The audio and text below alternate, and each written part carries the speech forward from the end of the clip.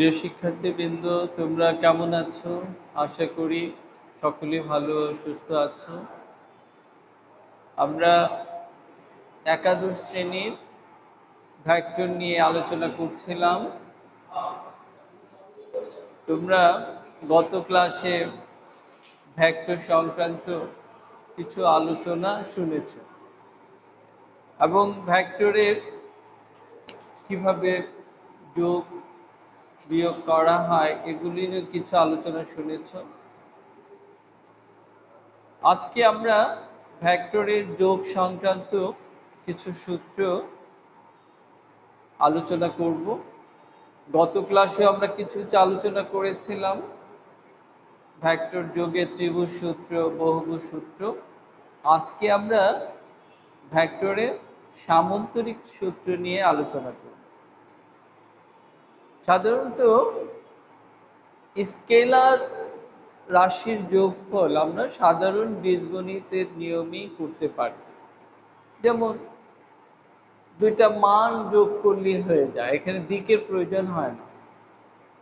কিন্তু যেহেতু ভেক্টরের সে মানের সাথে দিকের প্রয়োজন আছে, এই জন্য এটা সাধারণ বীজগণিতের নিয়মে না করে আমরা জ্যামিতিক উপায়ে বিভিন্ন সূত্রের মাধ্যমে আমরা ভেক্টরের যোগ করে থাকি। আমরা গত ক্লাসগুলোতে কিছু সামান্য আলোচনা করেছিলাম। আজকে আমরা বিস্তারিত সামান্তরিকের সূত্র দিয়ে ভেক্টরের যোগফল নির্ণয় করার চেষ্টা করব। তাহলে আমরা চলে আসি ভেক্টর।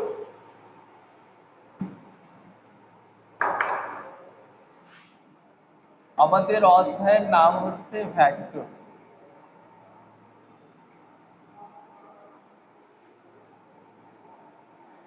আজকে আমরা সামান্তরিকের সূত্র করব।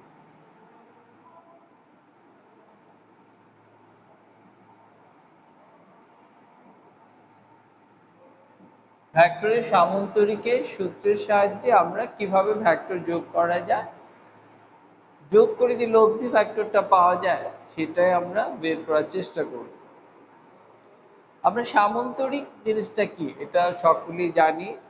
আমরা এসএসসি লেভেলে অনেক সামান্তরিক নিয়ে অনেক ধরনের জ্যামিতিক প্রমাণ করেছি। আজকে আমরা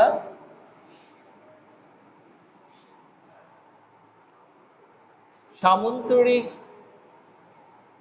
ভেক্টরের যে সামান্তরিক সূত্রটা সেটা ডিটেলস আলোচনা করব। সামান্তরিক বলতে আমরা এমন একটা আয়তক্ষেত্রকে বুঝি যার বিপরীত বাহুগুলো সমান, এই পাশ এ পাশ সমান, এটা সমান, কিন্তু কোন কোণই তোমার সমকোণ নয়, তার মানে 90 ডিগ্রি নয়। এই কোণ 90 ডিগ্রি নয়, এটাও না, এটাও না, কোনো কোণই 90 ডিগ্রি নয়। তাহলে সামান্তরিক আমরা বলবো যাদের কোনো কোণই সমকোণ নয় এবং বিপরীত বাহুগুলো সমান, তাদেরকে আমরা সামান্তরিক বলবো। কিন্তু ভেক্টরের সামান্তরিকের সূত্রটা কি? কোন একটা সামান্তরিক ধরে নিলাম, একটা সামান্তরিক ও এ সি বি, একটি সামান্তরিক। তাহলে ও এস সি বি সামান্তরিকের কোন একটা কৌণিক বিন্দু ধরে নেই, ও একটা কৌণিক বিন্দু। কোন একটা কৌণিক বিন্দু হতে সামান্তরিকের দুটি সন্নিহিত বাহু ও এ এবং ও বি, দুটো সন্নিহিত পাশাপাশি দুটো বাহু, তাই তো? তাহলে কোন সামান্তরিকের কোন একটা কৌণিক বিন্দু হতে সামান্তরিকের দুইটি সন্নিহিত বাহু বরাবর দুইটি ভেক্টরকে নির্দেশ করা হয়। ধরে নিলাম এটা পি ভেক্টর, এটা হচ্ছে কিউ ভেক্টর। তাহলে দুইটা ভেক্টর একটা নির্দিষ্ট কোণে দুই দিকে ক্রিয়া করছে সামান্তরিকের দুইটি বাহু বরাবর। তাহলে এদের যোগফল কত হবে? তার মধ্যে লব্ধি ভেক্টরটা কি হবে? তাহলে এদের লব্ধি ভেক্টরটা হবে সামন্তরিকের কর্ণ বরাবর, সামন্তরিক কর্ণ বরাবর হবে তো লব্ধি ভেক্টর আর। তাহলে সূত্রটা কি দাঁড়ালো? ভেক্টরের সামন্তরিকের সূত্রটা দাঁড়ালো কোন একটা সামন্তরিকের কোন একটা কৌণিক বিন্দু হতে তার দুটি সন্নিহিত বাহু বরাবর যদি দুটি ভেক্টরকে নির্দেশ করে পি এবং কিউ, তাহলে এদের লব্ধি ভেক্টর হবে সামন্তরিকের কর্ণ বরাবর। আশা করি সকলে বুঝতে পেরেছো। না হয় জিনিসটাকে আমি আবার আরো ক্লিয়ার করতে চেষ্টা করি। কোন একটা সামন্তরিকের কোন একটা কৌণিক বিন্দু হতে সামন্তরিক দুটি সন্নিহিত বাহু বরাবর দুটি ভেক্টরকে যদি ক্রিয়া করে, তবে এদের লব্ধি হবে সামন্তরিক কর্ণ বরাবর। আশা করি বুঝতে পেরেছি। এখন এই লব্ধির মানটা কত আমরা সেটা বের করব। লব্ধির মান, তার কারণ হচ্ছে এই দুইটা ভেক্টর যোগ করার ফলেই তো আমরা একটা নতুন একটা ভেক্টর পেলাম। সেই নতুন ভেক্টরটা হচ্ছে আর।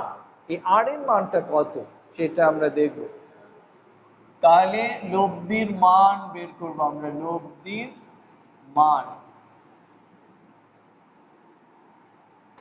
লব্ধির মান বের করতে গেলে আমরা এখানে ধরে নিই পি ভেক্টরটা লব্ধি ভেক্টর থিটা কোণ করেছে, এখানে থিটা লিখে ফেললাম। এখন ও একে একটু সামনের দিকে বর্ধিত করলাম এবং সি থেকে একটা লম্ব টেনে দিলাম। তাহলে এটা কি হলো? এটা হলো ডি বিন্দু। এই কোণটা কি হবে তাহলে?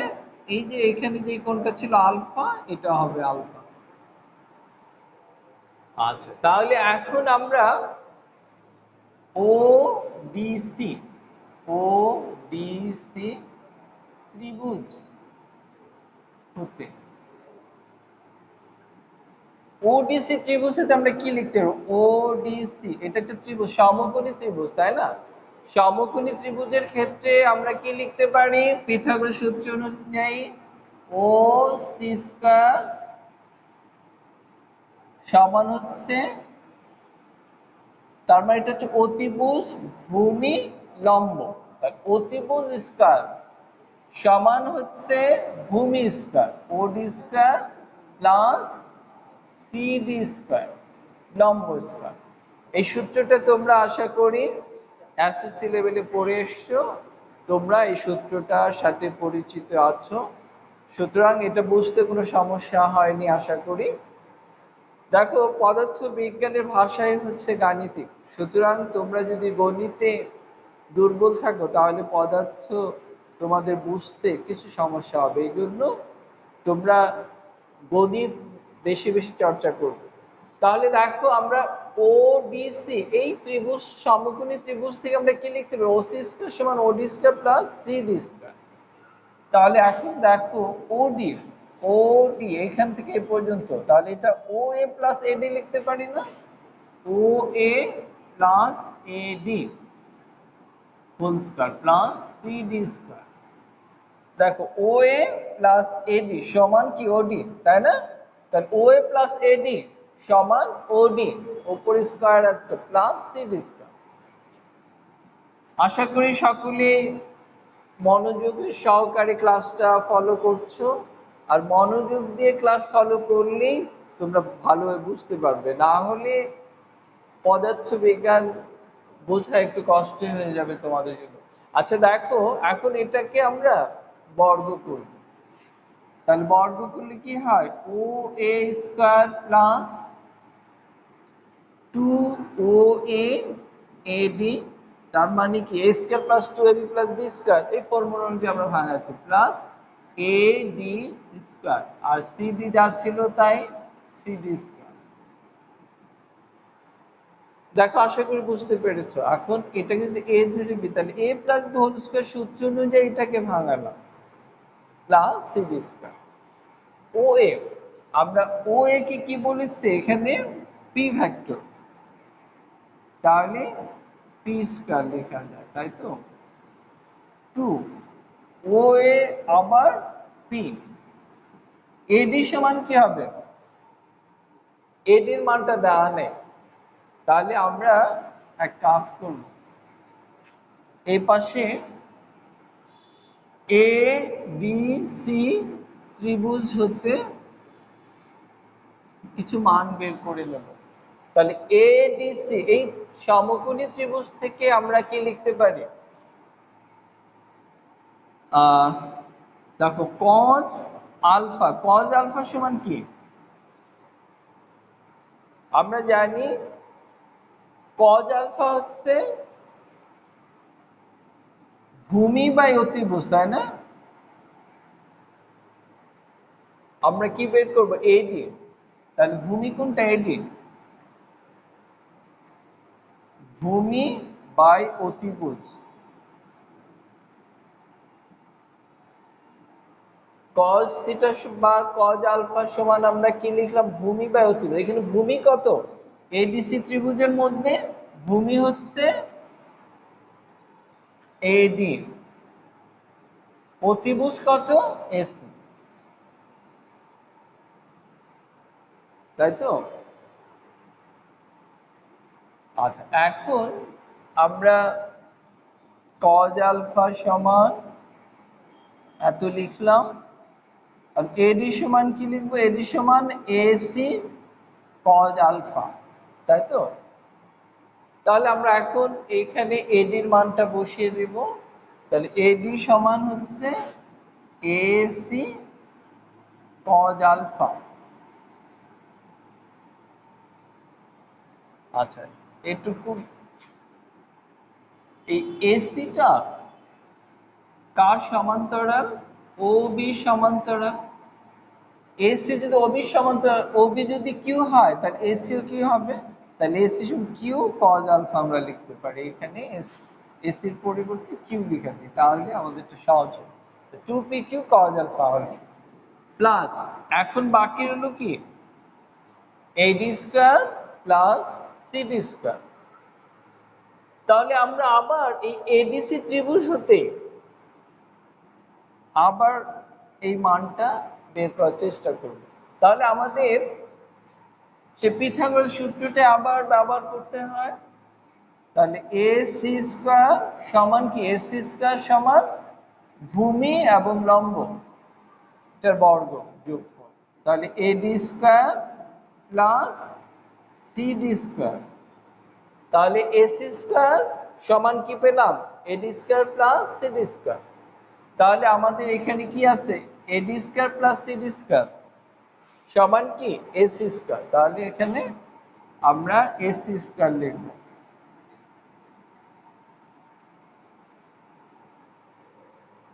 তাহলে P square 2pq cos alpha plus AC সমান কত? এই যে একটু আগে যে আমরা লিখলাম, এসি সমান্তরাল হচ্ছে ওবি, ওবি যেহেতু কিউ ভেক্টর, এইটাও কিউ ভেক্টর, তাহলে এখানে আমরা কিউ স্কয়ার লিখে ফেলব।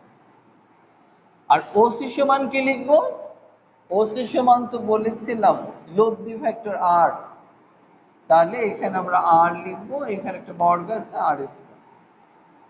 তাহলে এটা কিন্তু আমরা সাজিয়ে লিখি, তাহলে কি হলো? আর স্কয়ার সমান P square Q square 2pq cos alpha. এখন আমরা বর্গটা যদি তুলে দিই, আর সমান √ওভার P square Q square plus 2pq cos alpha. তাহলে এটাই হচ্ছে আমাদের লব্ধির মান। আমরা একটু আগে বলেছিলাম যে দুইটা ভেক্টর যদি কোন একটা সামন্তরিকে কৌণিক বিন্দু ক্রিয়া করে, তাহলে এই দুইটা ভেক্টর মিলে যে নতুন ভেক্টরটা তৈরি হবে, সেই ভেক্টরটার মান কত হবে? তাহলে সেই ভেক্টরটার মান আমরা বের করলাম √পি square plus Q square plus 2pq cos alpha. এই সূত্রটা মনে রাখবে, আমাদের লব্ধির মান বের করার জন্য কাজে লাগবে। আচ্ছা, এখন আমরা চলে আসি লব্ধির মান কখন বেশি হয়, কখন কম হয়। এটাকে আমরা 1 নং সমীকরণ দিয়ে রাখি।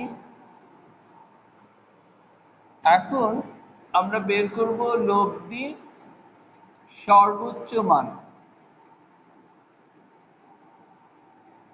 কখন লব্ধির মানটা সর্বোচ্চ হয়? আমরা একটু আগেই যে সামন্তরিকের চিত্রটা এঁকেছিলাম সেটাকে আবার এঁকে ফেলি। O A D B C B এভাবে ছিল, তাই না? এটা হচ্ছে আলফা, এটাও আলফা, কিন্তু এটা ছিল থিটা কোণ। পি ভেক্টর, এটা ছিল কিউ ভেক্টর, তাই তো? তাহলে দেখো লব্ধির মান সর্বোচ্চ কখন হবে? দুইটা ভেক্টর মধ্যবর্তী কোণ কত ছিল? আলফা কোণে যখন ক্রিয়া করছিল তখন লব্ধির মানটা আমরা পেয়েছিলাম এত। কিন্তু যখন পি এবং কিউ দুইটার মান, তার মানে হচ্ছে যখন আলফা ইকুয়াল 0 হয়ে যাবে, আলফা 0, তার মানে কি কোনো কোণ থাকবে না, দুইটা ভেক্টর একত্রে কাজ করবে একদিকে। পি এবং কিউ দুজনে একত্রে হয়ে, এটা তো একটু কোণ করেছিল, তাই না? এখন যদি দুইজন একত্রে হয়ে যায় তাহলে এদের মধ্যে কোনো কোণ থাকবে না, কোণ কত হবে? 0 হয়ে যাবে। তাহলে যখন পি এবং কিউ উভয়ে সমান্তরালে আগাবে তখনই লব্ধির মান সর্বোচ্চ হবে। সমান্তর মানে কি? যে মনে করো দুইটা ভেক্টর একত্রে হয়ে কাজ করা, একত্রে কাজ করে তাদের শক্তিটা বেশি হয়ে যাবে, তখন লব্ধির মানটাও সর্বোচ্চ হবে। যখন আলফা ইকুয়াল টু 0 হয় তখন কজ আলফা সমান কত হবে? 1 হয়ে যাবে, তাই না? মানে কজ 0 সমান 1। তাহলে এখন আমরা সমীকরণ 1 থেকে কি লিখতে পারি?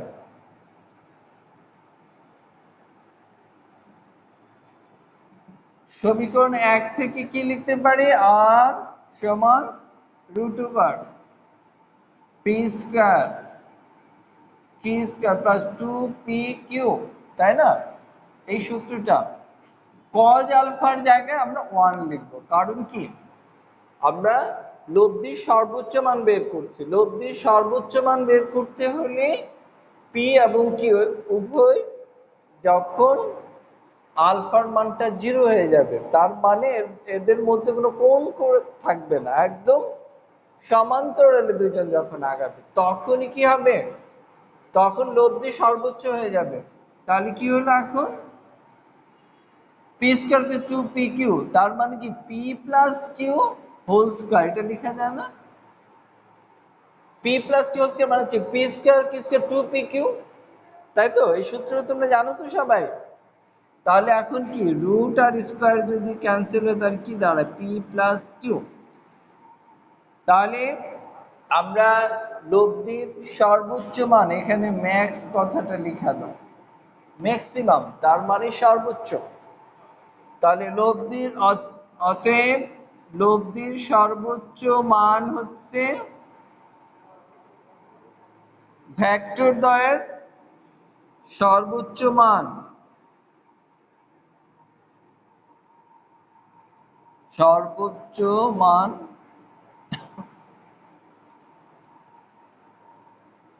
ভেক্টর দ্বয়ের যোগফলের সমান।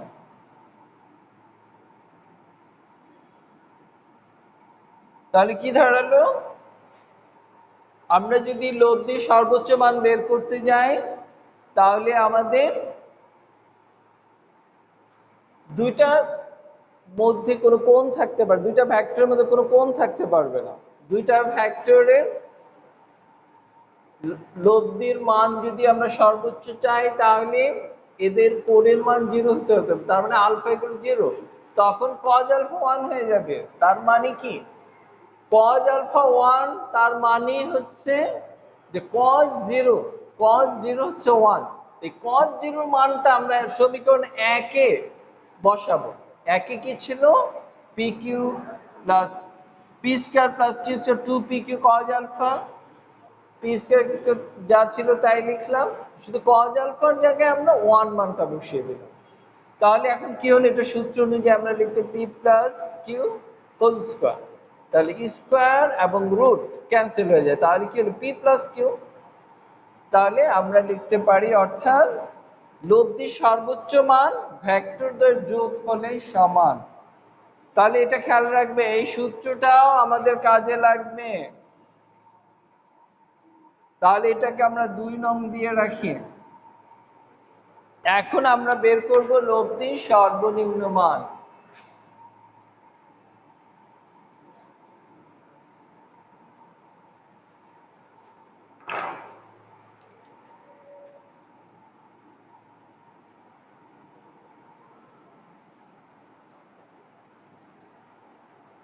লব্ধির সর্বোচ্চ মান আমরা পেলাম পি প্লাস কিউ। এখন দেখি সর্বনিম্ন মানটা কত বের হয়।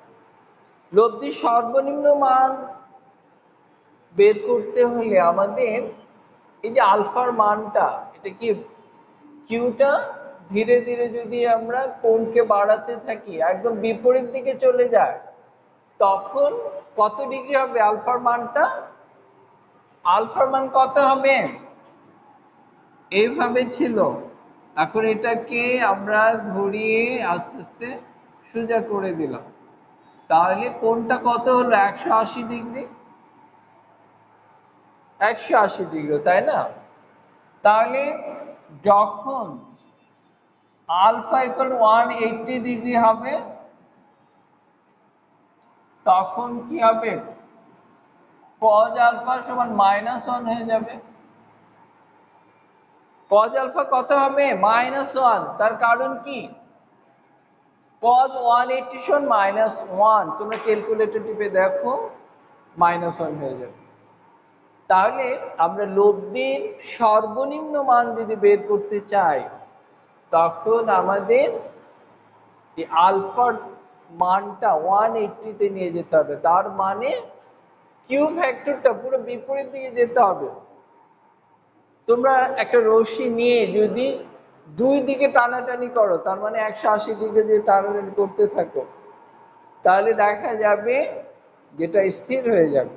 তার মানে এদিকেও যাবে না, সমান বলে যদি 2 দিকে টানতে থাকো, তাহলে এটা স্থির হয়ে যাবে। এদিকেও যাবে না, এদিকেও যাবে না, মাঝখানে স্থির থাকবে। তাহলে এটা হচ্ছে সর্বনিম্ন মান। যদি বিপরীত দিকে দুটা ভেক্টর ক্রিয়া করে, তাহলে এখানে লব্ধির মানটা হয়ে যাবে সর্বনিম্ন। তাহলে আমরা দেখি আবার 1 নং সমীকরণ থেকে আমরা পাই, 1 নং কি ছিল? r সমান √p square q square 2pq। এই কজ আলফার জায়গায় আমরা কি বসাবো? -1 বসাবো, তাই না? তার কারণ কি? আমরা কজ আলফার মানটা পেয়েছি -1, এই জন্য আমরা -1 লিখলাম। এখন দেখা যাক কি হয়। P square plus Q square minus, এই মাইনাস দিয়ে গুণ করলে 2pq। এখন আগের মতোই আমরা P minus Q whole square লিখতে পারি, তাই না? পি মাইনাস হোল স্কয়ার মানে কি? P square minus 2pq plus Q square, তাই তো? তাহলে পি মাইনাস হোল স্কয়ার সমান এটুকু, হয়তো ঠিক না?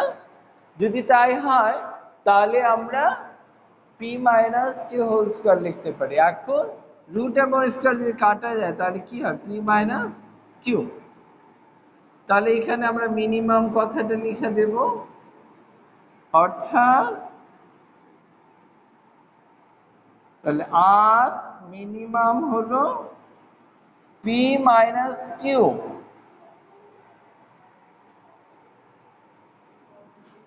অর্থাৎ সর্বনিম্ন মান কি হবে?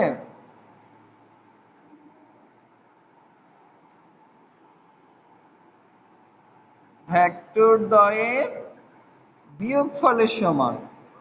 আগেরটা ছিল কি? যোগফলের সমান, বিয়োগ ফলের সমান। তাহলে আমরা সামন্তরিকের সূত্রের সাহায্যে দুটি ভেক্টরের যোগফল কত হয় সেটা দেখলাম। তাহলে দুটো ভেক্টরের যোগফল কত হবে? সর্বাধিক হবে কোন শর্ত অনুযায়ী, সর্বনিম্ন কোন শর্ত অনুযায়ী সেটা আমরা দেখলাম, এবং লব্ধির মান কত হয় সেটাও আমরা দেখলাম। তাহলে আমরা সামন্তরিকের সূত্র ব্যবহার করে ভেক্টরের যোগ করতে পারি। তাহলে সামন্তরিক সূত্রটা আবার তোমরা একটু মনে করো তো দেখি আমি কি বলেছি। সামন্তরিক সূত্রটা ছিল কোন একটা সামন্তরিকের কোন একটা কৌণিক বিন্দু হতে অঙ্কিত দুইটি সামন্তরিকের সন্নিহিত বাহু বরাবর যদি দুইটি ভেক্টর ক্রিয়া করে তবে এর লব্ধি হবে সামন্তরিকের কর্ণ বরাবর। আমরা এই সূত্রটা বলেছিলাম, তাই তো? আচ্ছা, তাহলে আমরা সামন্তরিকের সূত্র ব্যবহার করে লব্ধির সর্বোচ্চ সর্বনিম্ন মান দেখলাম। আচ্ছা, এখন আমরা চলে আসি একটা গাণিতিক সমস্যা, দেখি তোমরা কেমন পারো।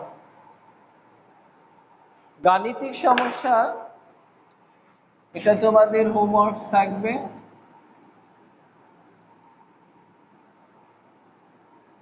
10 নিউটন ও 6 নিউটন বলের দুটি ভেক্টর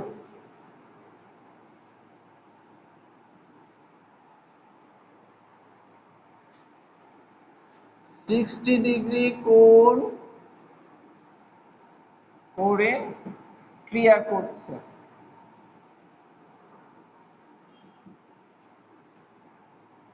এদের লব্ধির মান কত? এখন যেহেতু লব্ধির মান জানতে চাওয়া হয়েছে, আমরা একটু আগেই সে লব্ধির মানে সূত্রটা পড়েছি। তোমাদের আমি একটু হিন্ট দিয়ে দিই, এই অঙ্কটা একটু বাসায় করবে। আমরা সূত্রটা ব্যবহার করেছিলাম কি, r সমান √ওভার P square Q square plus 2pq cos আলফা। দেখো সবগুলো মানে দেওয়া আছে, দুইটা ভেক্টর পি দেওয়া আছে, কিউ দেওয়া আছে, 6 নিউটন, আলফাও দেওয়া আছে। আলফা কত? 60 ডিগ্রি, সব দেওয়া আছে। এখন শুধু তোমরা এই মানগুলো বসিয়ে বাসায় ক্যালকুলেটর টিপে রেজাল্টটা বের করবে। রেজাল্ট বের করে তোমরা বইয়ের সাথে মিলাবে যে এটা মিলল কিনা। যদি মিলে যায় তাহলে তোমার সূত্র অঙ্ক হয়েছে। এবং বাসায় তোমরা শুধু ক্লাস না, বইও পড়তে হবে। তোমাদের বই না পড়লে শুধু ক্লাস করে তোমরা ভালো করতে পারবে না। তারপর বইয়ের মধ্যে আরো অনেক তত্ত্ব আছে যা নাকি আমরা তোমাদের সব কিছু ক্লাসে বলে শেষ করতে পারি না, অনেক কিছু আছে। এই জন্য বই এবং ক্লাস দুইটা যখন মিলাবে তখন তোমাদের জ্ঞানের পূর্ণতা আসবে। এই জন্য তোমরা বেশি বেশি চর্চা করবে, বেশি বেশি বই পড়বে, এর ফলে তোমাদের জানাটা সহজ হয়ে যাবে। আশা করি তোমরা, যেহেতু বিজ্ঞানে ভর্তি হয়েছ, তোমাদের বেশি বেশি পরিশ্রম করতে হবে, যার ফলে তোমরা তোমাদের কাঙ্ক্ষিত ফলে পৌঁছতে পারবে। তাহলে আমরা আজকের মতো এখানে ক্লাস শেষ করব। তোমরা বাসায় ভালো করে চর্চা করবে। যেদিনের যে ক্লাসটা হয় এই ক্লাসটা জমিয়ে রাখবে না, ঠিকভাবে বাসায় ক্লাস দেখে বইয়ের সাথে মিলিয়ে পড়ে নেবে, তাহলেই তোমাদের পদার্থ বিজ্ঞান সহজ লাগবে। না হয় যদি পড়া জমিয়ে ফেলো, সবগুলো একত্রে পড়তে যাবে যখন, তখন তোমাদের জন্য বিজ্ঞানটা জটিল হয়ে যাবে। আশা করি তোমরা ঠিকভাবে আমাদের কথা শুনবে, তবেই তোমাদের কাঙ্ক্ষিত ফল আশা করা যায়। তাহলে আল্লাহ হাফেজ, আজকে এ পর্যন্তই। তোমরা ভালো থেকো।